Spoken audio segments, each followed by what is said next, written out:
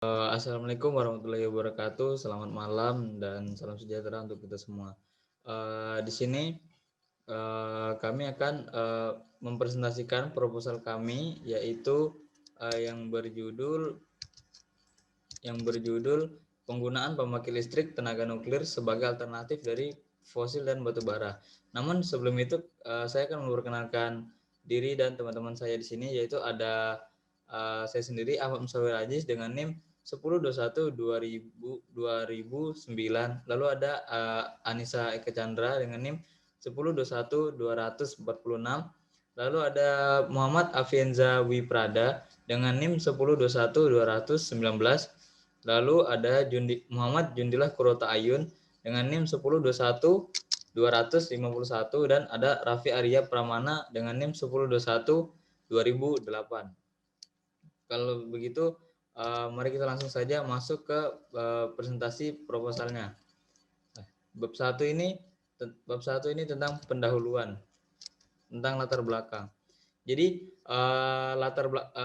yang melatar belakangi kami untuk membuat proposal ini adalah karena saat ini Indonesia adalah salah satu negara dengan sumber daya alam dan energi yang melimpah.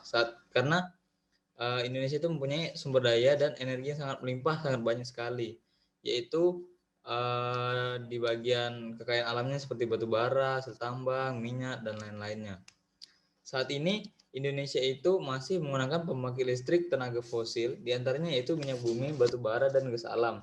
Yang seperti kita ketahui, dampak dari penggunaan pembangkit listrik di tenaga fosil itu sangat tidak baik, yaitu memberikan efek global warming dan pelepasan CO2 ke udara yang membuat polusi udara semakin parah. Seperti itu. Lalu limbah yang hasil dari pembangkit listrik tenaga fosil itu juga tidak baik bagi lingkungan, keefisiennya, dan bagi kesehatan kita semua, yaitu dapat menimbulkan penyakit TBC, bronkitis, dan ISPA. Itu tentunya sangat tidak baik untuk kesehatan kita, terutama di bagian paru-paru. Lalu kenapa di sini peneliti menyebut nuklir ini sebagai energi alternatif? Karena seperti yang kita ketahui, biaya yang digunakan untuk pembangkit listrik tenaga fosil ini sangat besar sekali, karena tenaga fosil itu sendiri sudah sangat langka dan ketersediaannya sudah sangat sedikit. Lalu kedapatannya itu juga sangat susah, makanya harganya itu semakin besar. Lalu tenaga dari fosil ini juga sudah tidak bisa diperbaharui, ataupun bisa diperbaharui namun dengan jangka waktu yang sangat lama sekali, yaitu ratusan tahun seperti yang kita ketahui. Lalu di sini kami menggunakan nuklir sebagai energi alternatif. Nuklir itu adalah sumber energi yang diserap atau dilepas ketika terjadi reaksi inti. Energi nuklir itu sendiri dapat dihasilkan melalui dua cara, yaitu pembelahan inti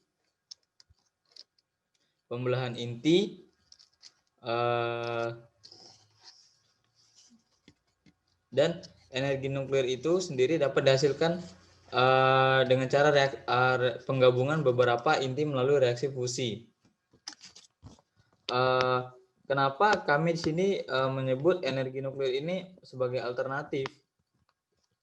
Karena biayanya itu yang sangat murah, dan juga ketersediaan bahan bakunya itu sangat banyak sekali. Karena nuklir ini berasal dari uranium yang di Indonesia itu sangat banyak sekali penggunaannya. Sangat seperti itu. Lalu kelebihan dari energi pembangkit listrik tenaga nuklir ini juga dia tidak menghasilkan emisi karbon atau tidak membuat global warming itu semakin parah, dan itu membuat Indonesia semakin baik tentunya di bagian ekonomi, lingkungan, dan juga bagian keefisien penggunaannya. Lalu di sini ada rumusan masalah, yaitu rumusan masalah kami ada 3, yaitu yang pertama, apakah dengan adanya pembangkit listrik tenaga nuklir di Indonesia ini lebih menguntungkan daripada pembangkit listrik tenaga fosil? Lalu ada yang kedua, bagaimana perkembangan pembangkit listrik tenaga nuklir di Indonesia itu sendiri. Lalu yang ketiga, apa dampak buruk yang dihasilkan oleh pembangkit listrik tenaga nuklir ini sendiri. Lalu tujuan kami meneliti proposal ini yaitu untuk mengetahui keuntungan dan kerugian dari pembangkit listrik tenaga nuklir di Indonesia dibanding dengan pembangkit listrik tenaga fosil. Baiklah, di sini saya akan menjelaskan bab 2 landasan teori. Lanjut.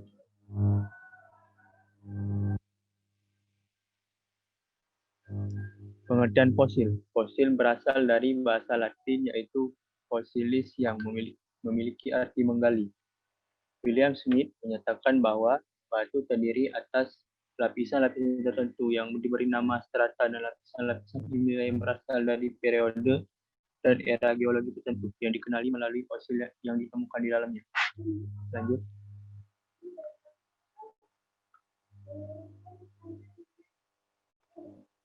Jenis-jenis fosil.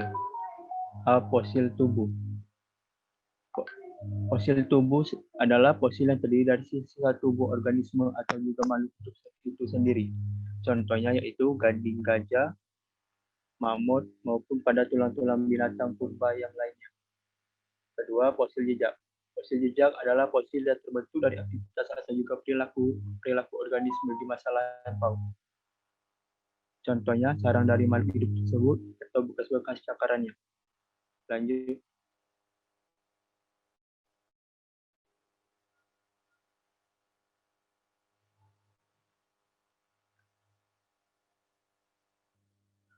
Pengertian batu bara.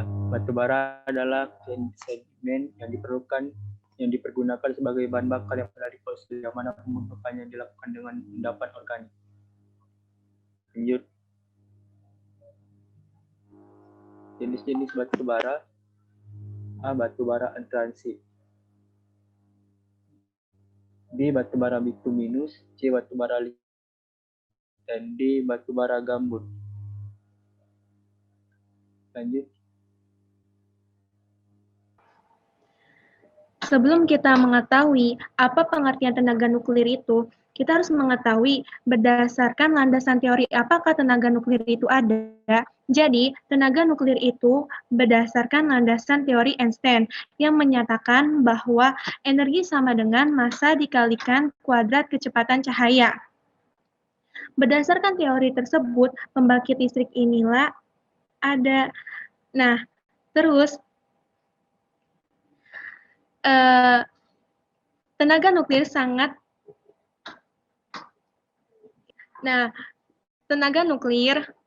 dibutuhkan oleh masyarakat di muka bumi ini.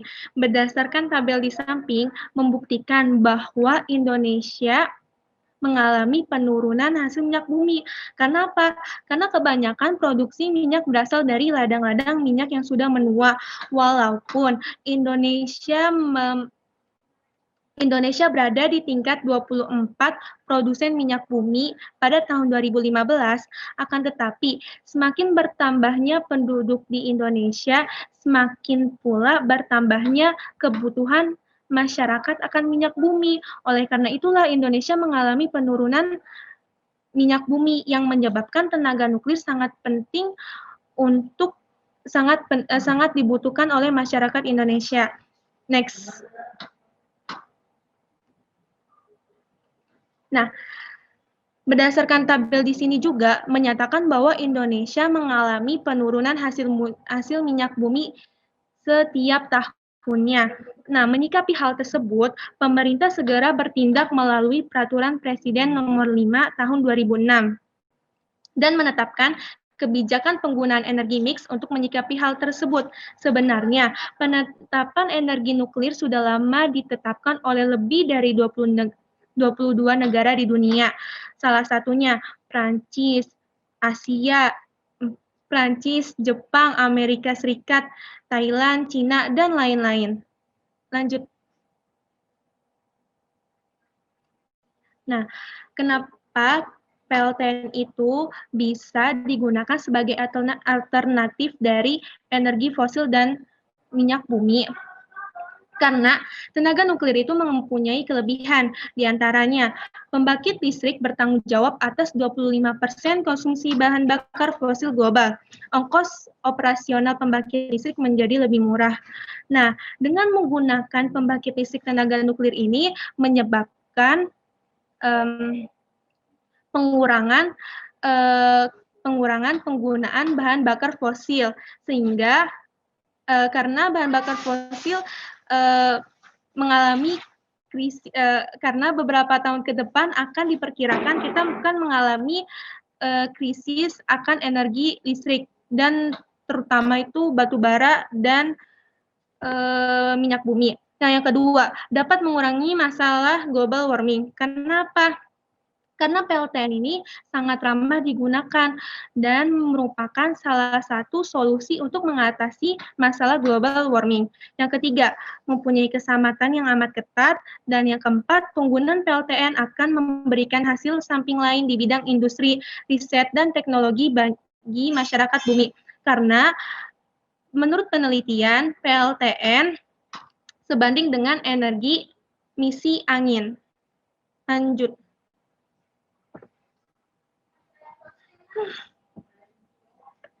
Selain mempunyai kelebihan, tenaga nuklir mempunyai kekurangan juga.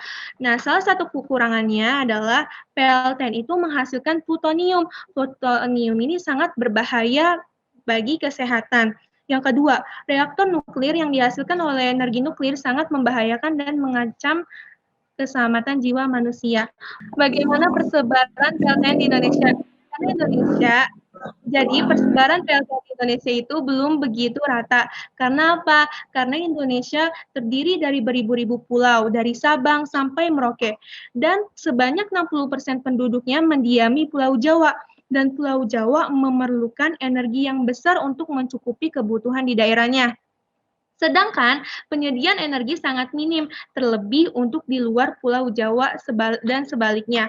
Begitu pula pertambahan penduduk dan peningkatan kualitas hidup dari tradisional ke modern akan meningkatkan laju permintaan energi. Oke, presentasi selanjutnya akan dibawakan oleh Muhammad Jundila Protayun.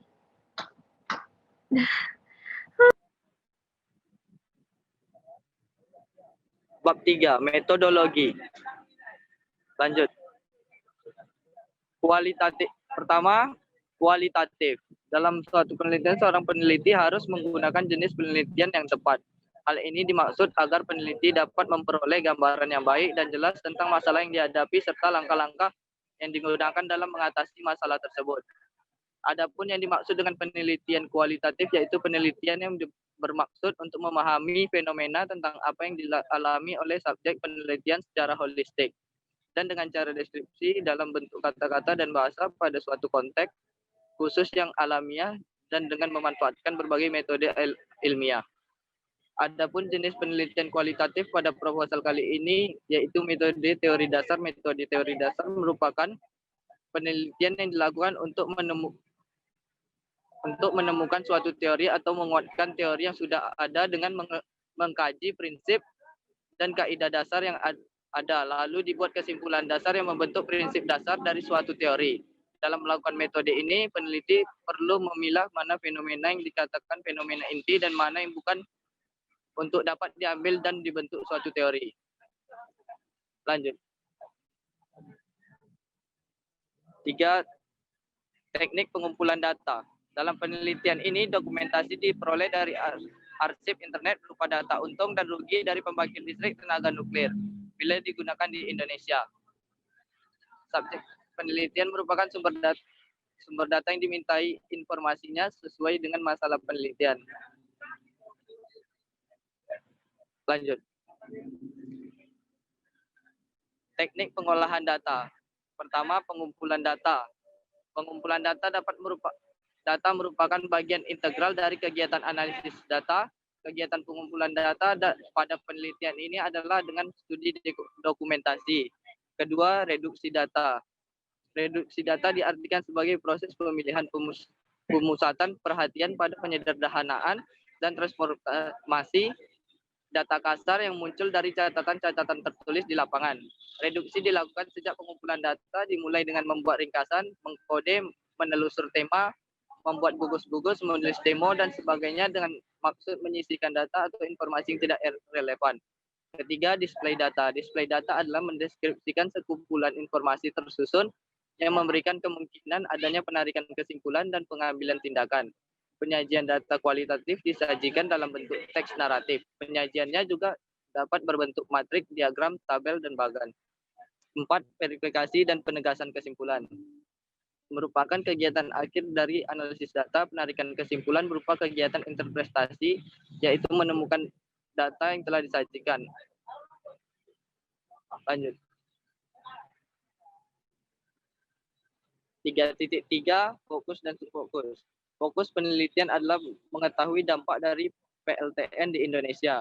Subfokus penelitian adalah mengetahui keuntungan dan kerugian PLTN di Indonesia. Lanjut. Tahap pralapangan, langkah-langkah penelitian. Yang pertama, tahap pralapangan. Tahap pralapangan dilaksanakan peneliti sebelum pengumpulan data. Tahap lapangan merupakan kegiatan yang dilakukan peneliti sebelum pengumpulan data.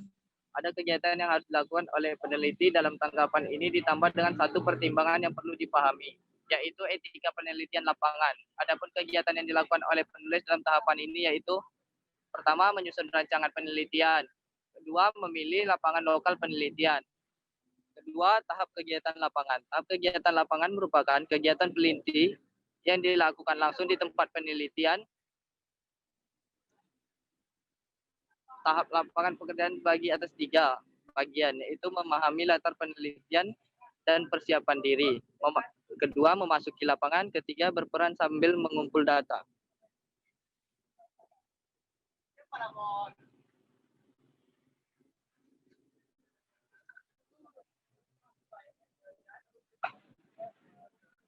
Sekian dari saya.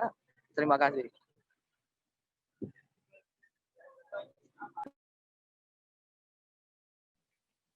Lanjut. Simpulan dan saran. Lanjut. Simpulan. Berdasarkan hasil yang dicapai dalam proposal ini, peneliti menggunakan metode kualitatif untuk membahas konsep, gejala, dan karakteristik dari penggunaan pembangkit tenaga nuklir sebagai alternatif dan fosil dan batu bara di Indonesia yang disajikan.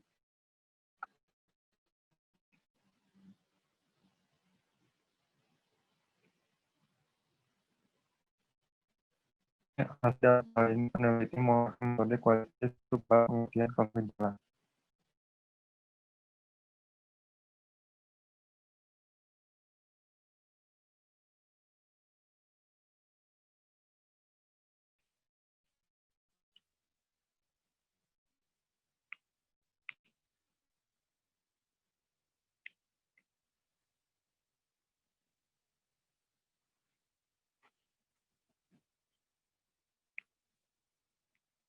Berdasarkan hasil yang dicapai dalam proposal ini, peneliti menggunakan metode kualitatif untuk membahas